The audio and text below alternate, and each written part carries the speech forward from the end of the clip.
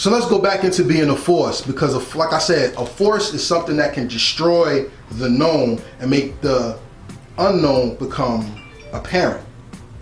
Let's reverse it now. Whenever you find good hip hop, it makes you go back to the old hip hop to appreciate how the sound transcends and evolves. Why do you rap the way you do? And why do you have a consistent fast flow? Good question. I wouldn't even say that it comes from direct from any other artist. Or I love old school rappers. Like I told you last time, I love Andre 3000. I love Wayne. I like Busta Rhymes, but not even like I feel like E40 used to rap fast too, right? Mm-hmm. But yeah, it doesn't even come from that. It really comes from me just being like, I guess, angry or like aggressive, or feeling like nobody listened to me before, so like you're gonna listen to me now. And I like listening to music that personally makes me go, you know, like, damn, okay, what the fuck did he say? Let's run that shit back. So that's the music that I kind of like grew up to. That's the music that kind of captivated me at a young age. So that's why I rap how I rap. But that's interesting because, like I said, I'm a hip hop purist, but I'm not a hip hop. I don't have a stigma to hip hop. I'll listen to you. I'll listen to everybody, yeah. And it has to be something special that comes out to me. I'm a little more seasoned than you, so when I listen to you, I hear a little Coogee rap in you. Okay. But you're not doing hood Coogee rap. You're doing vocal Coogee rap. Yeah. And what I say when I say that is this: I think when you slow down, people will catch up, and the people who are on speed with you now will appreciate you more. Coogee rap had a song. It's called Ill Street Blues. Coogee rap's known for flipping words, but when he slowed down, people was like, oh, this motherfucker nice as hell. To the point where they were like, Big Daddy Kane nice, but Coogee rap could be better. We don't know. They're on par. He did story rap, Streets of New York, On the Run, Slow Down. I'm not changing you to change your style, I just want you to think. Not at all. The greatest rappers always were fast, but then they always said it's the rhyme that I don't say that grab people's attention. How are you grabbing attention with your words and pulling the ears in to hear you? All right, that's a question? All right, cool. Great question. I think I try my best to say something that I feel like nobody else would say. I try my best to think out of the box, and I try my best to say like off the wall shit, but still in a way that like you can relate to, that you can understand, because I feel like I'm very relatable in a way. And then I feel like I'm not totally. So for that, I feel like I just say certain things. Like to me, all right, boom, put it like this. The first thing you say on a track to me is the most important thing, like ever. Like to me, that may be like for somebody else, it may be different, but those first 2 to 4 bars be the hardest bars of my life making any track, and after that, everything comes easy to me. So I'm just a person that feels like I got like 2 seconds to make you listen to me. What can I say in those 2 seconds? If it's for a female, or if it's for a bunch of males, or if it's for this crowd or that crowd, what can I say? And that's what I think I focus on. You know the best rappers say that? Really? Nas said in a remix, evil was love spelled backwards. Before you hit the verse, you're thinking about that. And you say, oh John, if you really put EVOL together, it spells evil. You know what I'm saying? Rakim said, my name is Rakim Mallah. The first letters is Ra. If you turn it around, it still says R. That makes you sit down like, God damn, how'd you get that? Stupid nasty. You know what I'm saying? Nasty. So, yes, the first 2 bars can gravitate to somebody. Yeah. But then let me ask you this. Then when you have the attention, how are you taking somebody by the neck and tell them that they can't turn away? I feel like you just gotta be consistent. You gotta just keep that, or either transcend or go higher, you know? Let's say I start off, which I'm trying to actually work on. I feel like I have been working on like songs like Replacement or whatever, but I've been working on like slowing it down so people can like sing along. I want to have those songs that you can sing along to, of course.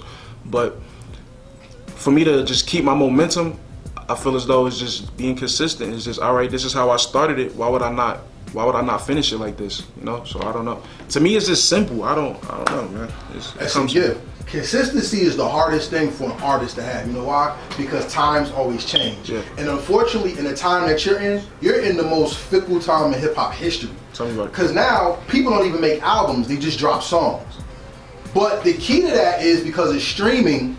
If you have hit streams and then you collect it as an album, you get album perks and benefits for sales.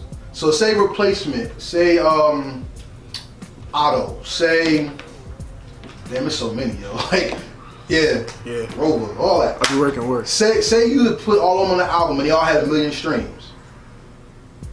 I did 3 songs, right? 4. Yeah. 4, okay, 4. That's 4 times platinum because it's a collective now instead of just singles. Yeah. So then you get that high rating and then comes the... Them pockets. More than that, though. Sure. I mean, it's not even about name no more because you can have a name for nothing. It's the notoriety that comes with it. And being notorious is what makes an MC win rather than infamy. What does it mean to be notorious to you? To me, to be notorious is to be known and have a whole bunch of notoriety for what you do. I think infamous is like no bad way. And like if you're infamous for something, it's like in a bad way. But you think so? I personally think so. Only because I played the game. You ever played the game Infamous? That's a bad nigga. Like, it's a terrible dude. But to me, it's just being like notorious. Like being notorious is just being like big. Like having notoriety. To me, having like the whole world in your hands. Everybody knowing exactly who you are, what you're getting into, what you stand for, investing in you, investing in what you gotta say. On the dot, like Drake or somebody, like if I drop at 3, they there 2:59 trying to listen to me. That's why I feel like notorious is. So I don't know. Like, I don't know. You be asking crazy fucking questions. I don't know. And I'm high as fuck, ladies and gentlemen. Don't smoke weed. But yeah. Okay. But that's what it is to me. That's deep because, like you said, infamous can be known for something bad. And famous. Yeah. It's kind of deep. You said notorious is notoriety. You said the same word twice. Yeah. And how you defined it. But let's rewind that. Whenever you hear a dope MC or a dope song, it takes you back to somewhere. Yeah. I mean, we got a crowd in here, so I'm gonna ask y'all the simple questions. I don't know what songs everybody like. I'll just throw something out.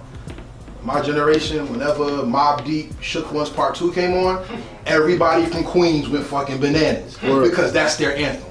Swag surfing. Okay. What does that feel like? You should have said MOP. Annie Up? Yeah. Nah, nope, I can't. Because Annie Up is mainstream. What about Nah. Oh, you're right though. You're right. Fight the Power, Public Enemy? That's mainstream. That's mainstream. That's an anthem. That changed the game. Because they had too many people out there in that video. OPP. OPP. Cuban shit. How to Roll a Blunt. Can't Wait. UNITY. What's that shit Drake did with Rihanna? Take Care. Or Yes. Work, whatever. Which one? He did a couple of them. That one. When those songs drop. Yeah. Take Me to a Time. It puts you to a place. Yeah, for sure. How are you gonna solidify time for somebody when you make music? I think the best way for me to do that is talk about how I'm feeling at that time.